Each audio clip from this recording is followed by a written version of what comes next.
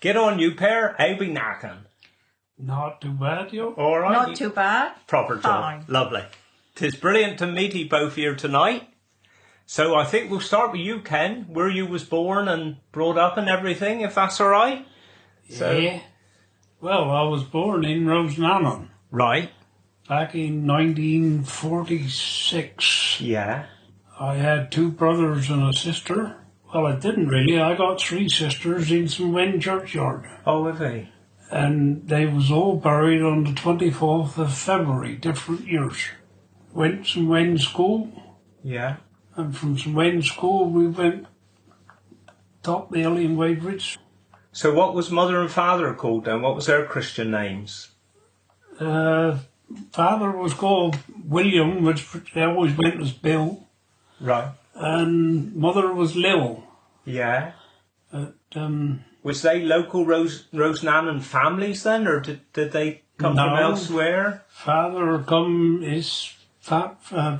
Torpoint. Oh, yeah.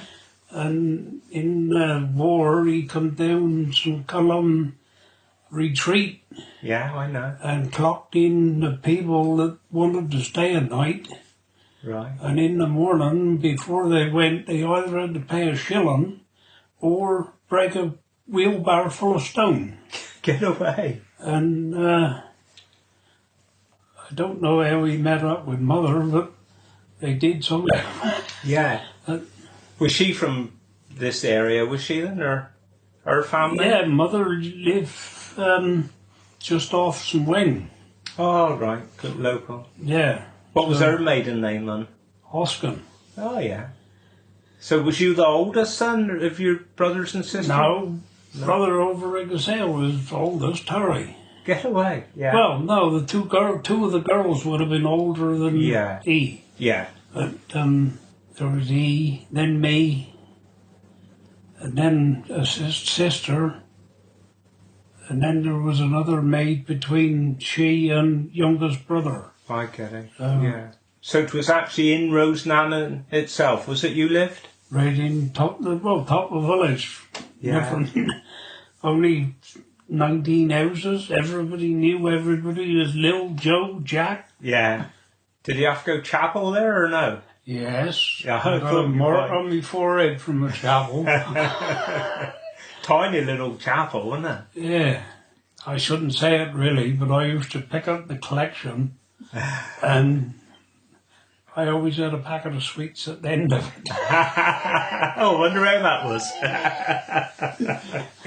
Because obviously it is shut now, but I remember when we used to do funerals there, the Sunday school was the other side of the road, and 'tis the only funerals we do where the wires for the speakers went right across the road, so you have cars going over the wires, like, you know. Was St. Wen school, was there many pupils there then, or no, many classes? Well, there was only 2 classes, but it was way 50, 60 people there. Was there? Pupils. So you went there when you was, what, 4 or 5, or? Well, winter was 5, and then left there 11 to go up big school. Yeah. I suppose you had to walk there every day, did they? Yeah. Yeah. And one day we was walking, 6 or 7 of us was snowing. Right. And we went out, going up the hill, and I looked up the hill and seen Johnny Mert with the lorry coming down, and he was sliding sideways. Ooh. And he was waving, get out of it. Yeah. And we clambered up over the bank, and he went down past us sideways. Did he really? But, Because you might up there really, isn't he, St. Wen? Yeah. You catch everything. Yeah, exactly. So who was your classmates, son, and was there many in the village your age as such, or no? Well, there was Bernard Maycock and Oh, yes. David James, Yes. Keith Hawkey. Yeah, Oh, most Hawkeys. that's right. Of course, Hawkeys and Chapman's was That's the main. a lot, wasn't it? So what did Father do for a living then? Well, he used to be out with a thrashing machine Oh, yeah. most of the time. And then when you went to the comprehensive, was that with bus come and pick you up from St. Wen, or? Yeah, well, we used to have the bus in Rosenham. Yeah, Rosenham. Chapman's had the bus. Oh, their bus, yeah. And we used to leave school, come up over the downs, and when he turned to go with it, we used to jump off. Oh, did he? Yeah. And we could walk home before he got home. I get it. That we had to make our own entertainment, which was a bit of cricket in the summer and football in the winter. Yeah. And if Father Jack come upfield, he was a all-in wrestler, and you was on your back before you knew it. Yeah, because there's a lot of Cornish wrestlers, Rosenham and that, wasn't there? Yeah. Yeah, so entertainment-wise, and when you got like teenager and that, I mean, where would, because there was no village hall, I suppose. Well, there wouldn't know. There was nothing, was there? No. You used to have a social maybe once a month, or... And would you come into Wadebridge and that for things like pictures or anything like that, or no? Well, it used to come in Wadebridge every in and out, but not very often. No. It was a little village all on their own. Like I say, everybody knew everybody. Lovely community, really, wasn't it? Yeah, definitely. And of course, telephones and electric and all new things coming in, I would have thought, wouldn't it? Well, yeah, never had electric, never had water. No. But we lived. Yeah, and you was happy. And you, Rose, born Wadebridge, or no? Yeah. I was born at 6 Eddystone Terrace. Oh, yeah. And then we went, when I was 11, we went up to West Park. Yeah. And I was there till the day we got married. Yeah. So mother and father. I remember mother, but obviously not father. I can't remember my dad because I was only 8 weeks old. Yeah. Mum was left with 4 of us under school age. Yeah. That must have been hard going for it. It must have been hard because she was only in her 20s herself. Yeah. And then she remarried and she had another 4. Yeah. So she was Mrs. Daly first, wasn't it? That's Mrs. Right. Daly, and then she married Tom Gully. Yeah. So, and had 4 then, too. What was father's Christian name then? William Roy. Ah, yeah. Yeah, William Roy and Ivy Pearl. Yeah. Yeah. And what did father do then? I think he was in the army, but he was out from the army, wasn't he? Because he had pyorrhea, Oh, right. And that's what he died of, because back then they weren't like today. No. So he was out of the army. Yeah. I don't know much about him, really. No. Was they local families, then? And what was... Well, mother? yes. Yeah. Mum was a Bab. Oh, right. And she was born up Trelew. Yeah, so there was a lot of Babs around. Yeah, definitely. Yeah. Yeah. I think her father is Ken Daly. Yeah. Walter Daly. Yeah. That's all brothers. Yeah, and Denzel. Denzel, yeah. All 4 brothers, yeah. So what was your brothers in that first marriage, first all then? It was Dennis, which is deceased. And then it was Sheila, my sister. And then it was Patrick. Yeah. And then myself. I'm the baby out of them. Yeah. Yeah, and then the Gully side. The Gully side, it would have been Christine, that's deceased. And then it would have been Tommy. Yeah, that's right. And then it would have been my brother that was killed. Colin was killed with a lorry, Kroner lorry, rather. And then it would have been Shirley. And Shirley's the youngest out of the Gullys. Yeah, okay. Yeah. Oh, right on. So I take it you went girls' school? I went infant school from 5. Yeah. Then went up the top school. Yeah. Left school at 15. So what's the age difference you pair then? 4 years. 4 years. Ah, right on. Yeah. Do you know him? When did you first get to know him then? Well, I knew him at 11. Right. And then he left school.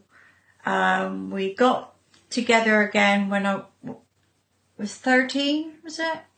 And I put a couple years on and said I was 15. Stepdad come along. Do you know how old this girl is? Ken said, yeah, 15. 13. Ken went one way, I went the other. So, and then Mum was up Molesworth, and anyway, she said, I saw Ken Sargent up Molesworth. I said, oh yeah.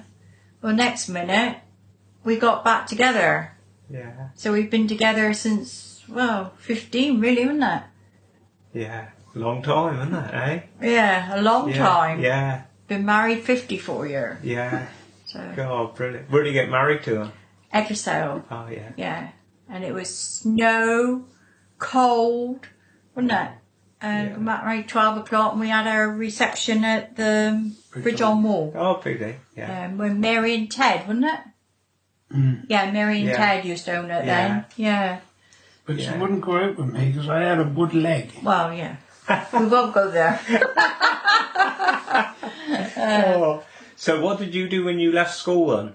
I went to work for Bill Hawkey for about 18 months. Right. And then I went up to Nick's Yeah, Nick Warren. and I spent the last 53 years there. Right. It's a long time, isn't it? Long time. Because did I see a few years ago you got presented some at Showground, was it? Yeah, Was I it had long, sir? long service at the showground 8 years ago, I suppose. Yeah, time goes on, doesn't it? So you've seen some changes then in the farming over the years? Yeah, I have milked them behind. When I went up, 3 terms in the summer was a lot of milk. The last day we went churns, we had a bulk tank in the house ready to go and they wouldn't come up the lane with the tanker. Right. And Nick Margaret was away. Bloke come from Davistow, he said, well, if the milk was ready, he said, we could have it tonight. I said, come with me. We went in and he rang back Davistow and that was it. The tanker come up the lane and he's been coming up the lane ever since. Yeah. And how about you, Rose? So when did you leave school? I left school at 15. Yeah. I started working for Langs when I was 15, but really I started working when I was 11 All right. for Langs. I had to stand on a wooden orange box back then because the sinks were so deep. Yeah. But What was your first job then? that was my first job, was Langs. Yeah, doing what? In the kitchen doing dishes because I couldn't really do, and picking in the tables. Yeah. Because I couldn't do see. much until I was 15, and then Yeah. That's the chip shop. yes, the fish shop, yeah. And I worked there for 28 years before we was made redundant. Yeah, it was a nice place to work. And then I worked in the co-op for 23 years Yeah. and retired when I was 65. So run off some of your workmates and at the Lang's chip shop, all familiar names. Well, and Betty was our boss, Betty Dennis. Yeah. Oh, and then there was Lana and Shirley Prescott. Yeah. My sister Sheila, See? Sissy, Yes. Sissy Pierce, Yeah. and then there was Maureen Keat and Moira, Yeah. Margaret Bosley. Good gang. There was a good gang, Yeah. and we've had some fun. Well, yeah, we had some fun down there. Yeah. He was a good boss, Yeah. Douglas. I good mean, boss. Lang's was a big part of Wade Bridge, really. Well, all yeah. the shops they had and that, Yeah, wasn't oh, Lang's everywhere. Now it's Barnegat. it? Yeah. I've had several jobs because I did a paper round when I was 11, and I've worked St Moritz. I've done caravan cleaning. Yeah. I mean, when I was 11 to go new school, I paid for my own tie and berry to help Mum Oh, out. did he? Yeah, because she couldn't afford it. So when you started Lang's then, was the railway line still beside Yeah, it? we used to wave when they was going down. We used to wave the dishcloths. Oh, Yeah. did he? Yeah, Yeah. On the level crossing there. yeah. When we used to live like Eddystone Terrace, I tell Larry many times when Mum was wanted to do bacon, she'd say, I want some eggs. So we used to go in the rail because the trucks were down there then, and they had all these chicken. Right. So we used to go down and pick up the eggs and bring home for Mum to do the cooking. Oh, we've had some fun down there, really. Yeah. Good old times. Of course, they had the flower shop next door, didn't they? Yeah, Lang's. where Rose and Pam Yeah. and that worked. That's and right. Sharon. Yeah. And then the fruit and veg On the Platte with Gordy and that with was? Gordy and Sandy. That was my schoolmate, Sandy. Oh, was that? We started school together and sat together and we worked for the same things. So Yeah. And then, was it International? Was that up the street? Yeah, and what was the other one across the way? Collicuts? That's right, Collicuts. Yeah, you got it. Yeah. And then Rodney did the haulage, or the driving up to London. And Terry Rowe. Yes. He did as well, Terry. Yeah. Yeah. Then we had the bread shop up the street. Oh, right. With Rita. I forget all the ones that used to work at the bread shop. Yeah. What's that, Rita Toon? Toon, Rita Toon, Because she was at Langsea, wasn't she? Yes. Yes, she was. Yeah, Rita was, Yeah, there was lots of shops. They had the May shop.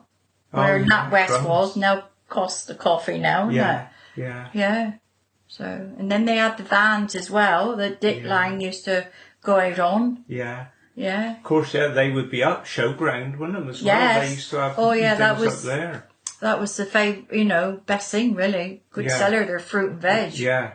So, where did you go to when you courting then? Was you all round town? Did you go pictures and all that then? Or what did you do? Well, our Auntie Violet, Mrs. Daly. She was in the picture house showing me your seats. Right. Of course, I would come downtown and go in, and then she would come, she'd say, Rose is outside. I said, well, you better let her in. We went Newquay and that, didn't we? To cinema and pubs back then. Yeah, exactly. Not like today, it's quieter. But then, back in those days, I worked 7 days a week. And you've walked from here up far, haven't you? Yeah. Get away. Yeah. If I couldn't see him, if I knew he was working, I used to walk up to see him. Yeah. And he'd bring me home. Yeah. I expect the road was a bit quieter then going up Burlawn, wasn't it? I wouldn't trust it today. No. I have walked it in the snow. So we've got stuck up here in the snow before. I know, I wouldn't have more than 2 cars behind me. No. 5 years ago. Never forget that day. And what was you saying about John Van Alec earlier? Well, when we was kids, Mother wanted teddy, so got John Van Alex, get a bag of teddies. Then you would see John, are everything all right? Yeah. Oh, not really. Because they teddies is that big, them all in the middle. Well, didn't charge me for the olive piece. Oh, brilliant. So, I used to be at Malvers and Jack Cork's Mrs. Pearl. Oh, yes. Would go out, get Rosie in and tell her in behind the bar because she wasn't old enough to be outside the bar. Then we was in Bridge on Wall one night playing the bandit. Right. Put 5p in the top of the bandit, pull the handle. Of course, that didn't drop the money, did it? Right. Jackpot. So somebody put her hand in them. Of course, instead of the money dropping, he grabbed all her fingers. Oh, no. So next thing, siren was going. Oh, no. Fire brigade come. They come in. Jeff Searle was on it.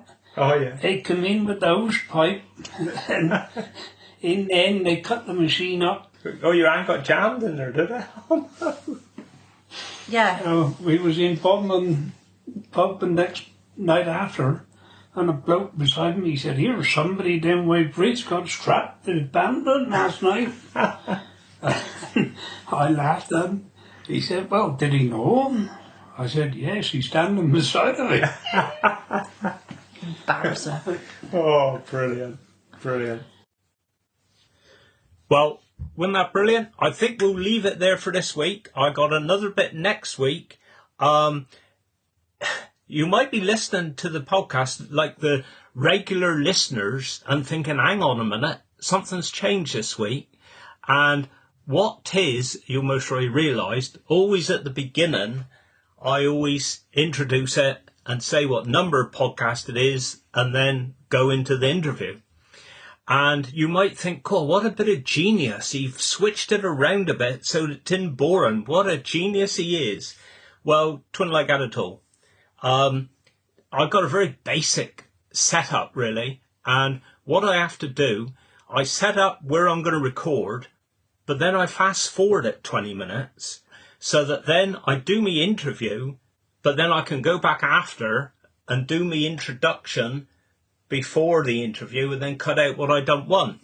So I went up to see Rose and Ken, and I had it all set up. We were talking away, and I said, right, are you ready? They said, yeah. So I pressed the record.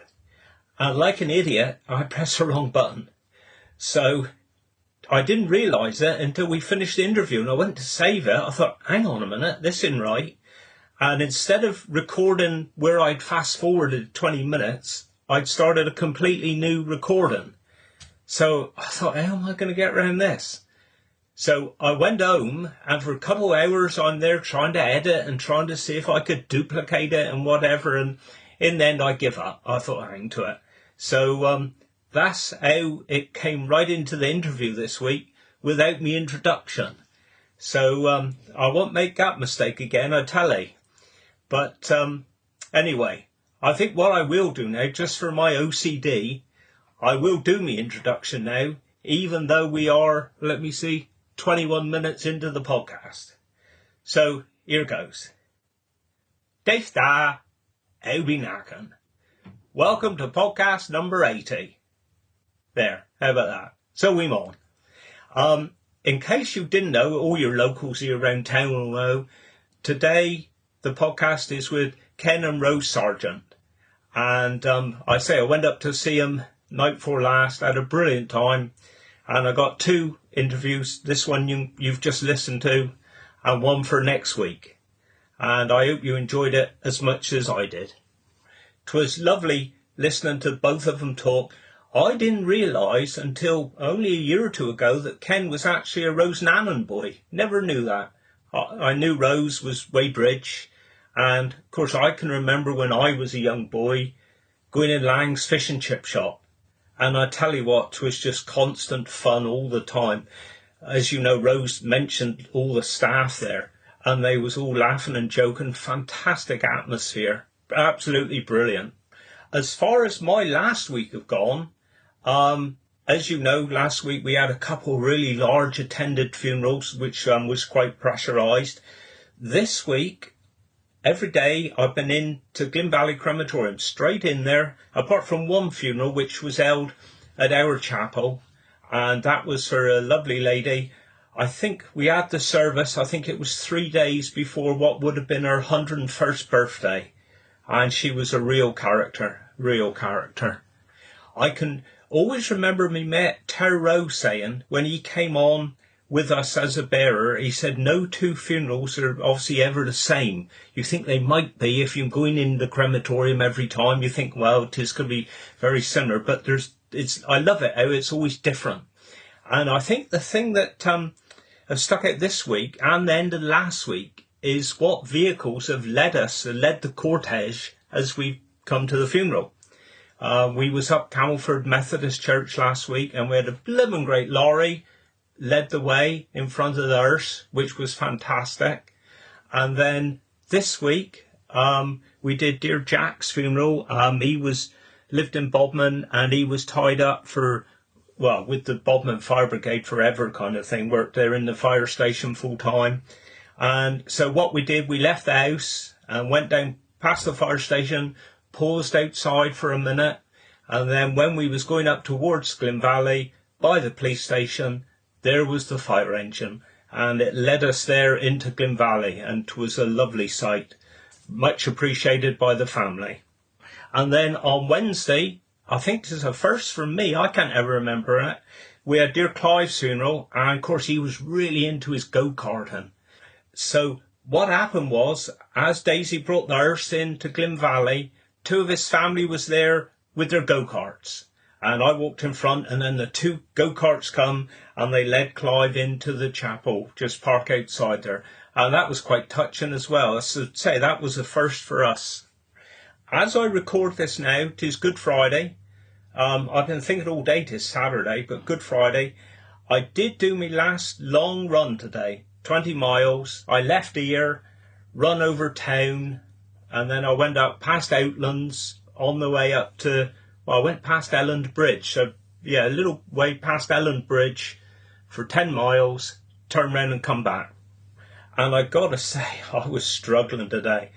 The last 2 long runs I've done, which was 18 and 19 miles, I did feel quite good.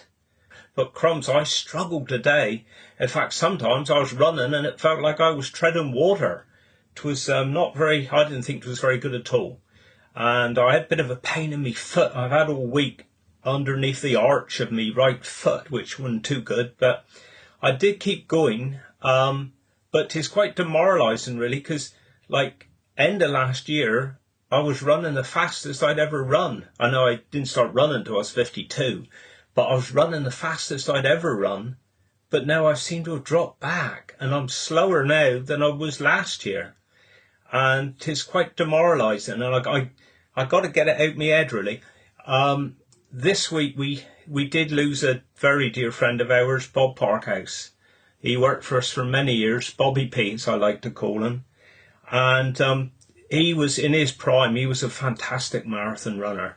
Now, he was running back when he was younger. Like me, I started when I'm getting on a bit. And he gave me good advice, kind of thing. But it's like I started when I was 52. This will be my 6th marathon in 7 years. And every year I say, this is going to be the last one. And then I end up doing it next year. But I've really been struggling this year with time as well. But I do always remember dear old Bob, because he was running and he was fast. But then as he was getting older, he started slowing down a bit and he stopped. And he said to me on many occasions, I stopped too early. I should have gone on for a few years. I should have realised that you get older, you go slower. It don't matter. Just run to enjoy it. And I've often thought the last few days what Bob have said. And I mustn't keep beating myself up. You know, I've had bad injuries with my ankle over the last couple of months. And as long as I hopefully finish it in 3 weeks' time, I'll be happy with that.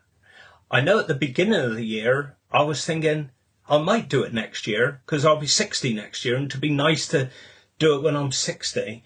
But as this year have gone on, I think, no, I ain't going to do that.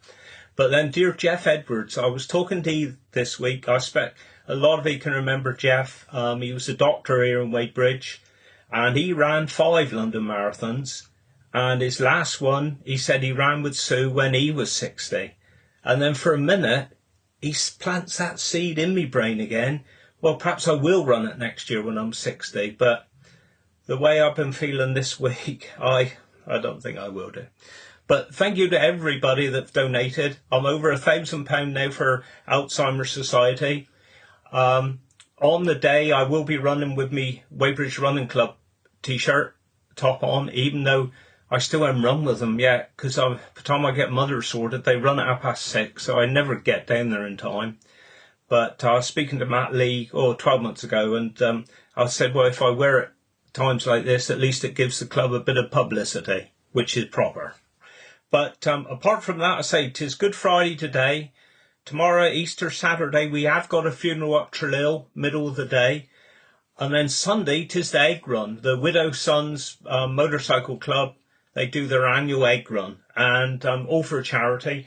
I'm open to do it. I'll watch the weather because we've had hangish rain, and I am a bit of a fair weather motorcyclist, I must admit.